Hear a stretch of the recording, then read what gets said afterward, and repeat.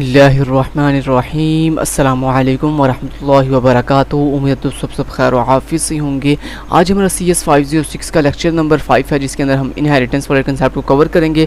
इससे previous part के तमाम लेक्चर्स की प्लेलिस्ट का लिंक इस वीडियो को डिस्क्रिप्शन पार्ट में आपको प्रोवाइड किया गया है। इसके अलावा हमारी पाकिस्तान नंबर 1 बेस्ट अर्निंग जो वेबसाइट है उसका लिंक भी इस वीडियो के डिस्क्रिप्शन पार्ट में आपको प्रोवाइड किया गया है। वेबसाइट को ज्वाइन कीजिए और अर्निंग कीजिए वेबसाइट से जाके। तो दोस्तों आज के लेक्चर को स्टार्ट करते हैं। सबसे पहले इनहेरिटेंस। कहता है इनहेरिटेंस क्या चीज़ होती है दोस्तों। In general inheritance is use to implement a relationship. Mean दोस्तों इनहेरिटेंस ये होती है जब आप किसी एक क्लास को किसी दूसरी क्लास के साथ लिंक करते हो, उनका आपस में पेरेंट एंड चाइल्ड का रिलेशनशिप कायम करते हो, तो इसको हम इनहेरिटेंस कहते हैं। कहता है inheritance saves code rewriting for a client thus promotes reusability. यानी जो इनहेरिटेंस होती है दोस्तों, ये हम क्यों करते हैं, इसका फ़ायदा क्या होता है कि ये हमारी रीराइटिंग यानी बार बार कोड के लिखने को जो है वो कम कर देती है, और इसके अलावा हमारे कोड की रीयूजेबिलिटी को बढ़ा देती है। यानी हम अपने एक ही कोड को बार बार रीयूज़ कर लेते हैं। कंपैरिजन विद सी, तो ये उसका हो गया एडवांटेजेस। और ये ऊपर इनहेरिटेंस क्या थी, इतना इनहेरिटेंस के बारे में हो गया, और ये इसका एडवांटेजेस हो गया। इसको अपने एडवांटेज याद कर लेना। उसके बाद कंपैरिजन विद C++। कहता है अगर हम C++ के साथ कंपैरिजन करें तो कहता है जावा ओनली सपोर्ट सिंगल इनहेरिटेंस। यानी जावा दोस्तों सिर्फ सिंगल इनहेरिटेंस को सपोर्ट करता है। As a result class can only inherit from one class at one time. यानी एक क्लास एक टाइम में एक क्लास से इनहेरिट होगी, मल्टीपल क्लासेस से इनहेरिट नहीं होगी, जबकि C++ में ऐसा नहीं था। C++ में आप एक क्लास को मल्टीपल क्लासेस से इनहेरिट कर सकते थे। नेक्स्ट दोस्तों आ जाता है keyword x tends is used instead of colon for inheritance. दोस्तों जावा के अंदर अगर आपने इनहेरिटेंस करनी होती है तो जो आपकी चाइल्ड क्लास होती है उसके साथ आप एक्सटेंड्स कीवर्ड यूज़ करते हो इनहेरिट करने के लिए, जबकि C++ में हम जो है वो कॉलन यूज़ करते थे। उसके बाद next all functions are virtual by default. यानी दोस्तों जावा के अंदर बाय डिफ़ॉल्ट सारे के सारे फंक्शन जो है जब हम इनहेरिटेंस करते हो तो पेरेंट क्लास के अंदर सारे function by default virtual function बन जाते हैं खुद ब खुद, जबकि C++ के अंदर दोस्तों हमें वर्चुअल फंक्शन बनाना पड़ता था।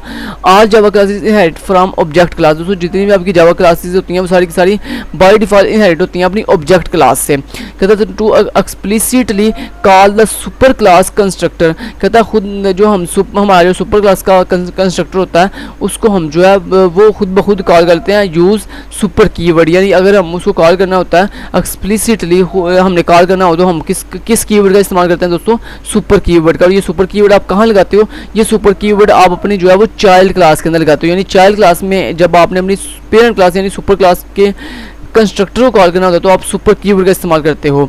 नेक्स्ट दोस्तों नेक्स्ट आ जाता है जी keyword super is also used to call overridden methods. कहता है इसके अलावा जो सुपर कीवर्ड है ये इसके अलावा एक और काम करने के लिए भी यूज़ किया जाता है। जब आपने पेरेंट एंड चाइल्ड क्लासेस के अंदर पेरेंट क्लास के ओवरराइड वाले फंक्शन को चाइल्ड क्लास में यूज़ करना होता है या कॉल करना होता है तो कहता है तब भी आप सुपर कीवर्ड का जो है वो इस्तेमाल करते हो। कहता है अब इनहेरिटेंस करते कैसे हैं उसको हम कोड के जरिए देखते हैं। तो चले इन्होंने जो कोड समझाया हुआ है उसको ज़्यादा ईजी करके मैं आपको यहाँ पे समझाता हूँ। अब देखिए आपको मैंने प्रीवियस लेक्चर के अंदर क्लासेस क्रिएट करना तो सिखाई हुई थी। सो सबसे पहले हम यहाँ पे एक क्लास क्रिएट कर लेते हैं, क्लास जिसका नाम मैं स्टूडेंट रख लेता हूँ। ठीक है, इस स्टूडेंट क्लास के अंदर मैं एक वेरिएबल बना लेता हूँ इंट रोल नंबर के नाम से, और एक बना लेता हूँ स्ट्रिंग नेम के नाम से। अब इन दोनों वैल्यूज़ को दोस्तों सेट और गेट करने के लिए मैं सेटर एंड गेटर फंक्शन बना लेता हूँ। तो मैं कहता हूँ वाइड सेट एस मीन यानी सेट स्टूडेंट, और इसके अंदर मैंने क्या किया, मैंने कहा जो मेरा रोल नंबर नाम का वेरिएबल है उसको वैल्यू सेट कर दो उसकी 100, और जो मेरा नेम नाम का वेरिएबल है उसकी वैल्यू सेट कर दो लेट्स से खिज़र। ठीक है, तो ये मैंने वैल्यू सेट कर दी। उसके बाद दोस्तों इन दोनों वैल्यूज़ को स्क्रीन पे डिस्प्ले करने के लिए हम गेटर फंक्शन बनाएंगे। तो मैंने कहा वाइड गेट एस, आप मेथड का नाम कुछ भी रख सकते हैं, तो मैंने गेट एस रख लिया, गेट यानी स्टूडेंट। उसके बाद मैंने सिंपली साउट कर दिया और मैंने कहा इसके अंदर क्या कर दो, इसके अंदर प्रिंट कर दो रोल नंबर, और सिंपली मैंने क्या कर दिया रोल नंबर। ओके, तो मैंने रोल नंबर डिस्प्ले कर दिया। उसके बाद मैंने क्या किया, साउट कर दिया, और साउट के अंदर मैंने कहा जो मेरा स्टूडेंट का नेम है वो भी डिस्प्ले कर दो स्क्रीन के ऊपर, और उसके लिए मैंने कहा जो मेरा स्टूडेंट का नेम है वो स्क्रीन पे डिस्प्ले कर दो। चलें जी, इतना हमने निकाल दिया। तो ये अपनी पहली क्लास का थोड़ा सा कोड लिख लिया। अब इसी तरह दोस्तों आप इसके अंदर एक कंस्ट्रक्टर अगर बनाना चाहते हैं तो आप कंस्ट्रक्टर भी बना सकते थे, तो नो इशू। तो कंस्ट्रक्टर कैसे बनाते हैं, कंस्ट्रक्टर का दोस्तों सेम नेम जो है वो सेम क्लास के नेम जैसा होता है।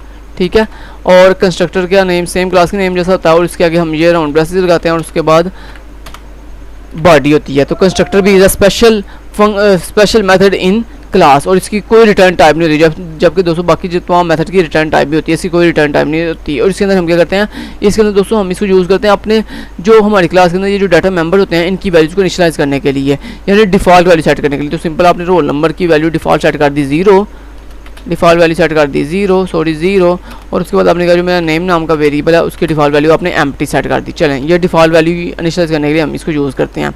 उसके बाद दोस्तों अब हमने ये एक और क्लास बना लेते हैं, क्लास डिपार्टमेंट के नाम से, डिपार्टमेंट जिसको एक्सटेंड्स कर देते हैं। तो ये एक्सटेंड्स कीवर्ड किस लिए यूज़ होता है, इनहेरिटेंस करने के लिए। और इन एक्सटेंड्स के आगे आप अपनी पेरेंट क्लास का नाम बताओगे, तो मेरी पेरेंट क्लास का नाम है स्टूडेंट। सो ये आपने इनहेरिटेंस कर ली। दोस्तों डिपार्टमेंट क्लास यहाँ पे हमारी चाइल्ड क्लास है जिसको मैंने एक्सटेंड किया है अपनी स्टूडेंट पेरेंट क्लास से, ठीक है जी। तो यहाँ पे स्टूडेंट हमारी पेरेंट क्लास बन गई, डिपार्टमेंट हमारी चाइल्ड क्लास बन गई। अब इस चाइल्ड क्लास के अंदर मुझे चाहिए एक इंट डेप्ट आईडी नाम का वेरिएबल, और एक स्ट्रिंग डेप्ट नेम नाम का वेरिएबल, यानी डिपार्टमेंट नेम और डिपार्टमेंट आईडी, ठीक है जी। ये हो गया।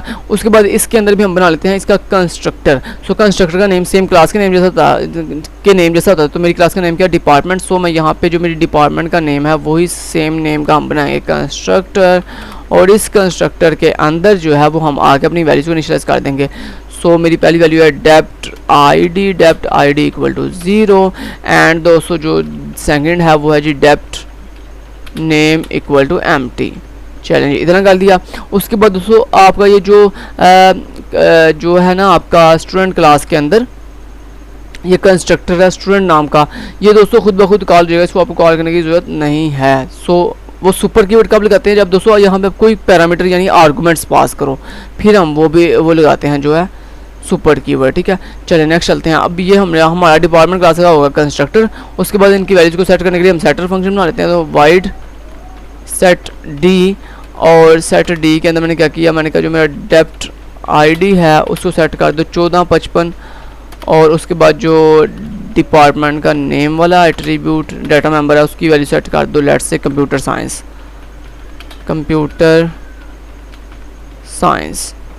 ठीक है जी, ये निकाल लिया। उसके बाद इस डिपार्टमेंट क्लास की, ये जो मेरी डिपार्टमेंट क्लास है इसकी वैल्यू इन डिपार्टमेंट आईडी और डिपार्टमेंट नेम को गेट करने के लिए यानी स्क्रीन पर डिस्प्ले करने के लिए हम एक और मेथड बनाएंगे वाइड गेट डी के नाम से, और उसके अंदर सिंपली मैंने साउट कर दिया, और साउट के अंदर मैंने लिख दिया डिपार्टमेंट आईडी जो किस में पड़ी हुई है, डेप्ट आईडी के अंदर। उसके बाद सिंपली हमने नेक्स्ट साउट कर दिया, और इसके अंदर मैंने क्या दिया डिपार्टमेंट नेम, और डिपार्टमेंट नेम किस में पड़ी हुई है, डेप्ट नेम के अंदर, ठीक है जी। डेप्ट नेम के अंदर हमारे डिपार्टमेंट का नेम पड़ा हुआ है। सो इतना कर लिया। तो ये आपकी दोस्तों की इनहेरिटेंस। तो इस तरह हम इनहेरिटेंस करते हैं। तो पहली हमारी क्लास पेरेंट, उसके बाद इसको एक्सटेंड किया हमने अपनी डिपार्टमेंट क्लास के साथ। तो department class child class and student class हमारी पेरेंट क्लास बन गई। तो इस तरह हमने उनके सेटर एंड गेटर फंक्शन बना लिया, उनके अंदर कंस्ट्रक्टर बनाना भी मैंने आपको सिखा दिया।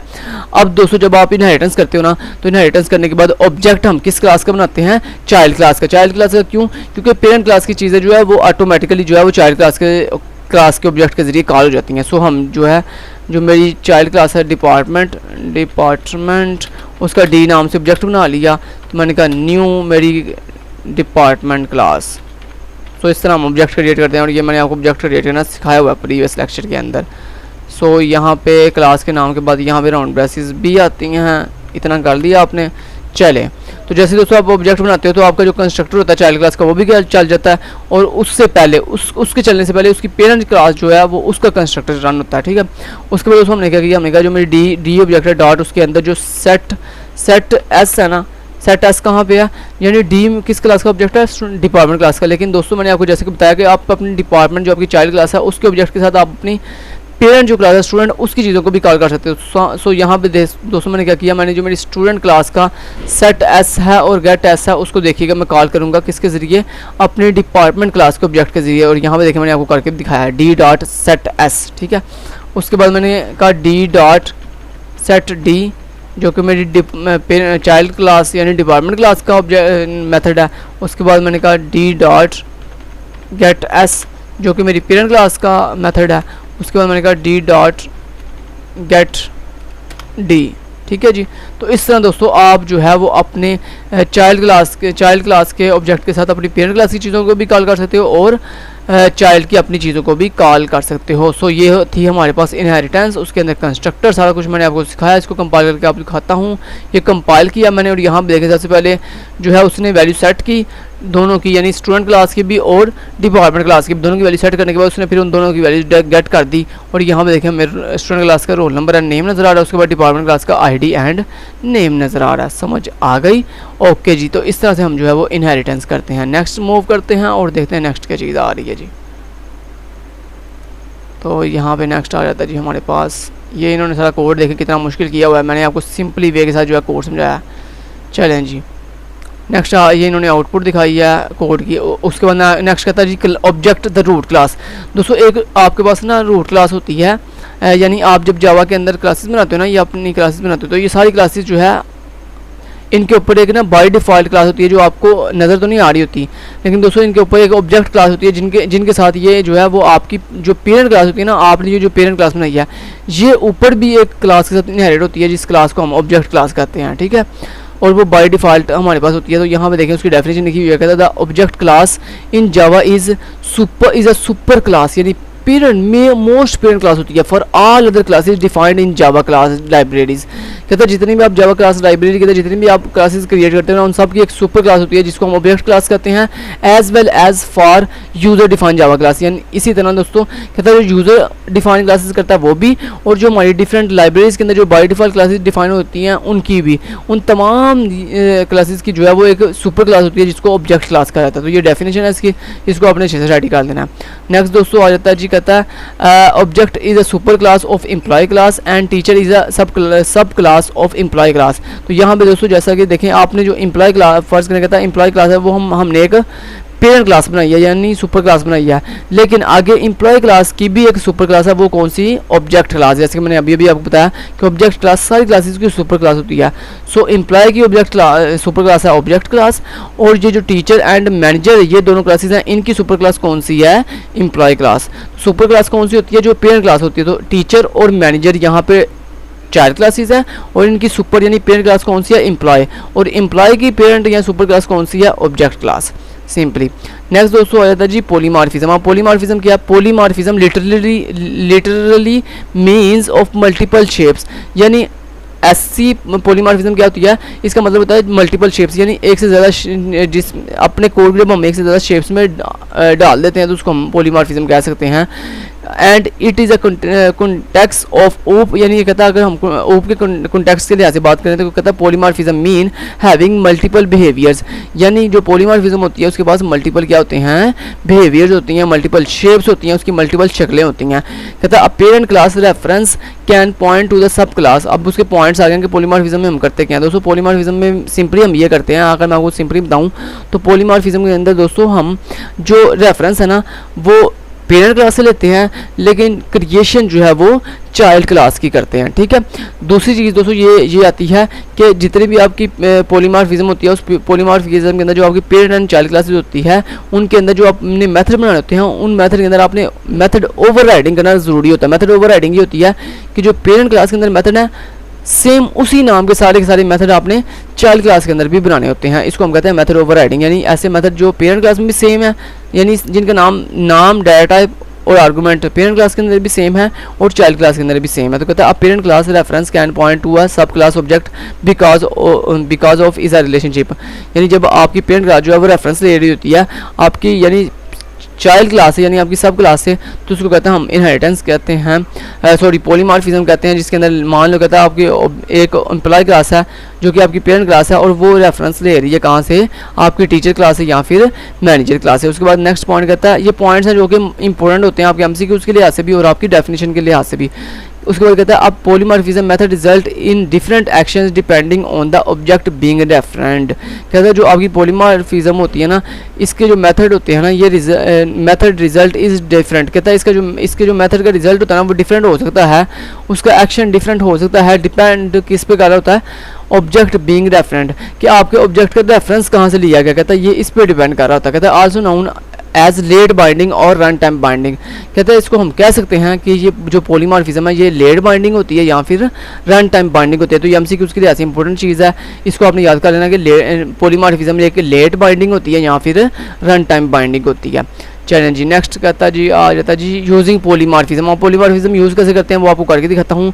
यहाँ पे मान लो दोस्तों आपने यही दो क्लासेस हैं आपके पास, स्टूडेंट क्लास जो अभी आपने बनाई थी स्टूडेंट क्लास, और ये आपकी डिपार्टमेंट क्लास। अब पॉलीमॉर्फिज्म करने के लिए आपको पता ना इनहेरिटेंस होना लाजमी, तो हमारी स्टूडेंट क्लास का इनहेरिट हमने किया हुआ है किसके साथ, अपनी इस डिपार्टमेंट क्लास के साथ। दूसरी चीज़ मैंने आपको क्या बताई थी कि जो आप अपनी स्टूडेंट क्लास और यानी पेरेंट क्लास और चाइल्ड क्लास के अंदर ये जो मेथड बनाते हो, ये जो आपने मेथड बनाए हुए हैं set S and get S, नीचे जाके set D and get D, इनका नाम दोस्तों सेम होना चाहिए। अगर नाम सेम नहीं होगा तो दोस्तों प्रॉब्लम होगी, तो इसलिए आपने नाम सेम रखने होते हैं। तो यहाँ भी मैं नाम सेट कर लेता हूँ और यहाँ पे इसका नाम गेट कर लेता हूँ। सेम यही नाम जो है मैं चाइल्ड में भी जाकर रखता हूँ, ठीक है। लेकिन जो कंस्ट्रक्टर होते हैं उनके नाम तो वही, क्योंकि कंस्ट्रक्टर का नाम नहीं चेंज होता। कंस्ट्रक्टर का नाम जो है सेम क्लास के नेम जैसा होता है, सेम क्लास के नेम जैसा होता है। सो यहाँ पे जो कंस्ट्रक्टर बनेगा वो उसकी जो उसकी क्लास का नेम है उसके मुताबिक बनेगा, और जो डिपार्टमेंट क्लास के अंदर कंस्ट्रक्टर बनेगा उसका नाम उसकी क्लास के नेम जैसा होगा, ठीक है। तो उसका इशू नहीं है। मैं जो मेथड की बात कर रहा हूँ वो कंस्ट्रक्टर से हट के है, यानी कंस्ट्रक्टर के अलावा जो अदर आप मेथड बनाते हो जितने भी, उन तमाम मेथड के नाम जो है वो पेरेंट क्लास और चाइल्ड क्लास के अंदर क्या होने चाहिए, सेम होने चाहिए। तो यहाँ पे भी हम जो है वो सेट नेम बना लेते हैं और यहाँ पे भी गेट नेम बना लेते हैं। अब दोस्तों जब आप ये जो सेम नाम रखते हो ना तो यहाँ पे आपको कन्फ्यूजन आ रही होती है। तो दोस्तों जो चाइल्ड क्लास के अंदर ये जो आप जितने भी मेथड बनाए ना, ये तमाम मेथड के चूँकि नाम सेम है, ये देखो यहाँ पे भी सेट नाम का मेथड है और आपकी पेरेंट क्लास के अंदर भी सेट नाम का मेथड है।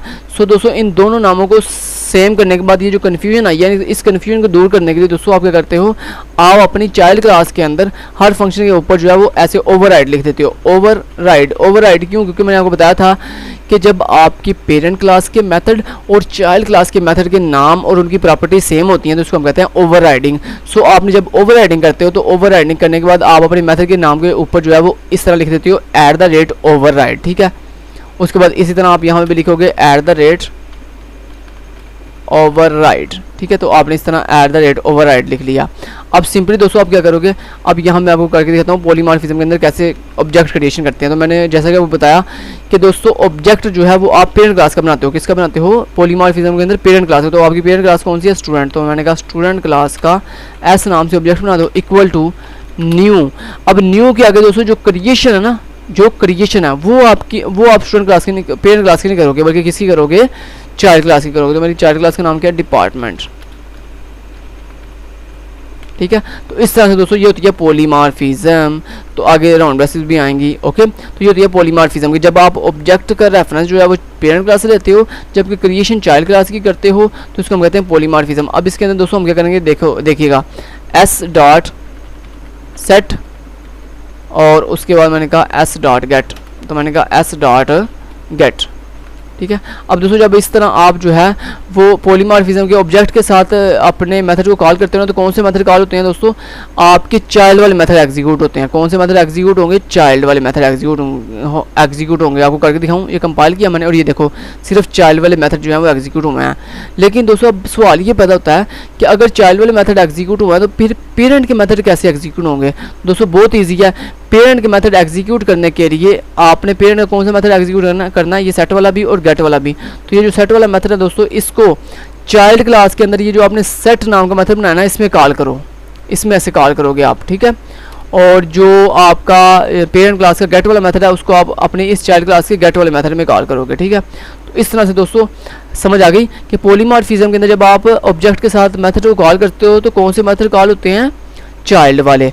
तो सवाल पैदा ये होता है कि फिर पेरेंट वाले मेथड कैसे कॉल होंगे? तो पेरेंट वाले मेथड जो है दोस्तों कहाँ पे कॉल करते हो आप? पेरेंट वाले मेथड को आप अपनी चाइल्ड क्लास के मेथड के अंदर कॉल करते हो। सो मैंने अपनी पेरेंट क्लास के सेट वाले मेथड को अपनी चाइल्ड क्लास के इस सेट वाले मेथड के अंदर कॉल कर दिया। और जब दोस्तों आप इस तरह आपने ओवरराइडिंग की होती है तो ओवरराइडिंग के अंदर दोस्तों आप अपने चाइल्ड क्लास के मेथड के अंदर अपनी पेरेंट क्लास के मेथड को कॉल करने के लिए सुपर लिखते हो। क्या लिखते हो? Super dot. सुपर के आगे, सुपर मीन्स मेरी सुपर क्लास, तो सुपर के आगे डॉट लगा के आगे अपनी मेथड का नाम बता दो। मेरे मेथड का नाम है सेट। तो चलें ये कर दिया। उसके बाद इस तरह गेट के अंदर भी आप आओ और गेट के अंदर आपने लिख दिया जो मेरी सुपर क्लास है डॉट, उसके अंदर जो गेट मेथड है उसको कॉल करो।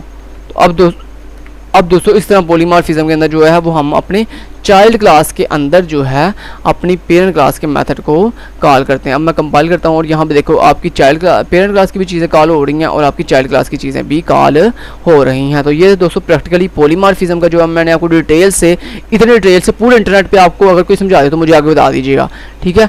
तो अल्हम्दुलिल्लाह मैंने आपको डिटेल के साथ फुल एंड फ्लैश CS506 के लेक्चर देखें डिटेल के साथ विद प्रैक्टिकल जो है वो करवा रहा हूँ, जो कि आपको पूरे इंटरनेट पे कोई नहीं करवाएगा। सो दोस्तों नेक्स्ट आ जाती है जी टाइप कास्टिंग। टाइप कास्टिंग क्या होता है दोस्तों?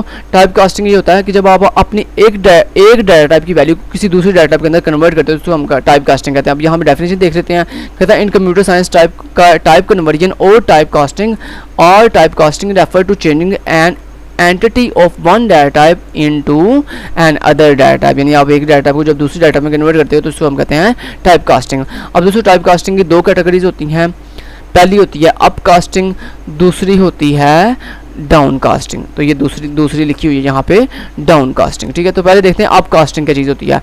दोस्तों अप कास्टिंग का मतलब ये होता है कि converting a smaller data type into bigger data type, यानी अप कास्टिंग वो होती है जिसमें आप अपनी छोटी डाटा टाइप की वैल्यू को बड़ी डाटा टाइप के अंदर कन्वर्ट करते हो। नेक्स्ट दोस्तों ये इंपॉर्टेंट पॉइंट्स जो इसने लिखे हुए हैं ना, ये जो जिनको मैंने हाईलाइट किया, ये अच्छे से तैयार कीजिएगा। पहला जो मैंने बताया converting a smaller data type into bigger data type, इसका मतलब होता है अप कास्टिंग, ठीक है। उसके बाद दूसरी पॉइंट है नो लूज ऑफ इन्फॉर्मेशन, यानी अप कास्टिंग के अंदर दोस्तों आपकी जो इन्फॉर्मेशन है वो लूज नहीं होती, ज़ाया नहीं होती, ये बात आपने याद रखनी है। उसके बाद कहता है अगर हम अप कास्टिंग की एग्जांपल देखें तो दोस्तों अप कास्टिंग के अंदर मान लो आपके पास एक इंट टाइप का वेरिएबल है, आपने उस इंट टाइप के वेरिएबल को कन्वर्ट किया किसके अंदर? डबल टाइप के वेरिएबल के अंदर। सो दोस्तों जो इंट टाइप है ये छोटी टाइप होती है, स्मॉलर टाइप होती है, और जो आपकी डबल टाइप है ये एक लार्जर टाइप है। क्यों? क्योंकि डबल टाइप के अंदर बड़ी वाली स्टोर होती है और इंट टाइप के अंदर छोटी वाली स्टोर होती है। सो आपने छोटी वैल्यू की डाटा टाइप वाली वैल्यू के वेरिएबल को कन्वर्ट कर दिया किसमें? बड़ी डाटा टाइप की वैल्यू के अंदर। इसी तरह अगर दोस्तों आप अगर क्लासेस की बात करो, यानी जो आप खुद क्लासेस बनाते हो, अगर हम उस क्लासेस की बात करें तो यहाँ पे देखें एम्प्लॉय जो है वो आपकी पेरेंट क्लास है, टीचर जो है वो आपकी चाइल्ड क्लास है। सो चाइल्ड क्लास छोटी होती है, पेरेंट क्लास बड़ी होती है। सो आपने देखें टीचर जो आपकी छोटी क्लास है टीचर क्लास, उसको कन्वर्ट कर दिया किसमें? अपनी पेरेंट क्लास के ऑब्जेक्ट के अंदर। सो दोस्तों ये होती है आप कास्टिंग की, जब आपने अपनी जो अभी मैंने आपको करके दिखाया, ठीक है, पॉलीमॉर्फिज्म के अंदर मैंने आपको यही तो करके दिखाया। अब कास्टिंग की तो मैंने की है कि छोटी डाटा टाइप को यानी चाइल्ड क्लास को मैंने कन्वर्ट किया उसकी पेरेंट क्लास के अंदर, तो ये होती है आप कास्टिंग। नेक्स्ट आ जाता है जी हमारे पास डाउन कास्टिंग। डाउन कास्टिंग क्या होती है? जब आप converting a bigger data type into smaller type, यानी जब आप अपनी बड़ी डाटा टाइप को छोटी डाटा टाइप में कन्वर्ट करते हो उसको हम कहते हैं down up casting, down casting. और दोस्तों पॉसिबल लॉस ऑफ इन्फॉर्मेशन, और डाउन कास्टिंग के अंदर क्या होता है? आपकी इन्फॉर्मेशन के ज़ाया होने का जो है वो ख़तरा होता है, लॉस होने का ख़तरा होता है। उसके बाद दोस्तों इसमें अगर हम एग्जांपल देखें तो वही चीज़ डबल डाटा बड़ी डाटा पे, इंट डाटा छोटी डाटा पे। तो देखिए मैंने अपनी बड़ी डाटा को जो है वो छोटी डाटा में कन्वर्ट कर रहा हूँ, लेकिन दोस्तों जब आप बड़ी डाटा को छोटी डाटा में कन्वर्ट करते हो तो बड़ी डाटा के लेफ्ट साइड पर अपनी छोटी डाटा का जो है रेफरेंस देते हैं। जैसे यहाँ पे देखें डबल डाटा थी ए, तो ए को कन्वर्ट जब मैंने छोटी डाटा में इंट में किया तो उसके लेफ्ट साइड में मैंने इंट लिख दिया। तो इस तरह आप छोटी डाटा बड़ी को छोटी में कन्वर्ट करने के लिए साथ छोटी डाटा का रेफरेंस भी देते हो। उसके बाद अगर हम क्लासेस की बात करें तो क्लासेस के अंदर देखो हमारी जो टीचर क्लास थी वो एक बड़ी क्लास है, यानी पेरेंट क्लास है, उसको हमने कन्वर्ट किया अपनी डाउन कास्टिंग के अंदर क्या होगा? यहाँ पे देखो सबसे पहले हमारी जो ई है वो हमारी पेरेंट क्लास है जो कि बड़ी क्लास है, उसको हमने कन्वर्ट किया टीचर क्लास के अंदर। तो यहाँ पे देखो हमने रेफरेंस भी साथ दिया टीचर क्लास का। सो इस तरह आप अपनी बिगर डाटा को स्मॉलेस्ट डाटा में कन्वर्ट कर सकते हो, जिसको हम कहते हैं डाउन कास्टिंग। समझ आ गई? Thank you so much. Till then guys, take care, अल्लाह हाफिज़।